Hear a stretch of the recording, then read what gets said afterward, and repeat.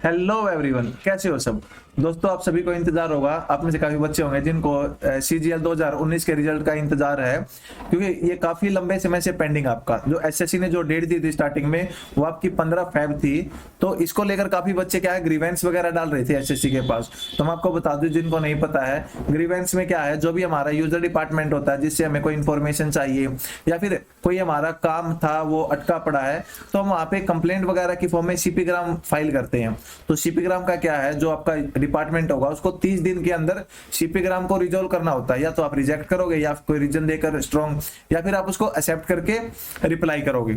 तो देखिए, जो एसएससी का नोटिस आया है वो ये कह रहा है कि भाई जो आपका केस हो रखा है इस पे, तो मतलब मैं इसको ब्रीफ में बता देता हूँ भाई ये कहना क्या चाह रहे हैं। सबसे पहले तो ये कह रहे हैं कि जब तक आपका इसका डिसीजन नहीं आ जाता, आप रिजल्ट डिस्क्लोज नहीं कर सकते हो।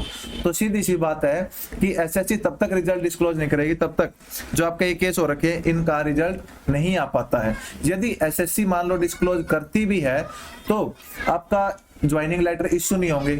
क्यों? जब तक वो मान लो किसी को कोई डिपार्टमेंट अलॉट हो रखा है अभी, तो उसके जो ज्वाइनिंग लेटर है वो एसएससी के पास ही रहेंगे, या फिर वो हो सकता है डिपार्टमेंट के पास भेज दे। जैसे एक्साइज है, एक्साइज में भेज दिए, इनकम टैक्स वाले इनकम टैक्स में भेज दिए।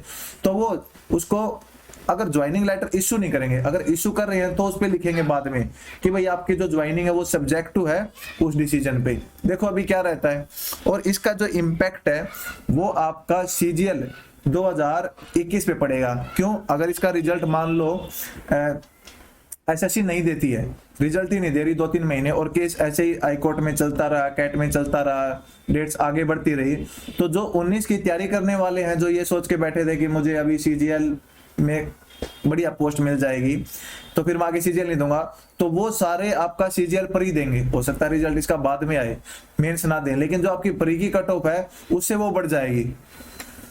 तो चलिए देखते हैं इसमें क्या होता है। यही है, होप फॉर द बेस्ट। आप अपनी तैयारी है वो मतलब अब आपको और जोर लगाना होगा। जो न्यू कमर्स है, मतलब जिन्होंने अभी तैयारी मतलब की है, भाई पहले मतलब रह गए थे, तो उनको और जोर लगाना होगा, क्योंकि आपकी जो फाइटिंग है वो सीजीएल 2019 वालों से होगी अब। क्योंकि वो भी बैठे हुए हैं भाई, रिजल्ट क्या पता कब आए। उसमें फिर वो लास्ट में आपका ये ऐड होगा कि भाई जो आपकी फाइनल ज्वाइनिंग है वो सब्जेक्ट टू है आपकी ये कंडीशन के। तो मतलब उससे क्या होता है, काफी बच्चे फिर दोबारा तैयारी में लग जाते हैं, भाई एक बार और तैयारी कर लेते हैं। तो बेस्ट ऑफ लक गाइज, आप और मेहनत कीजिए।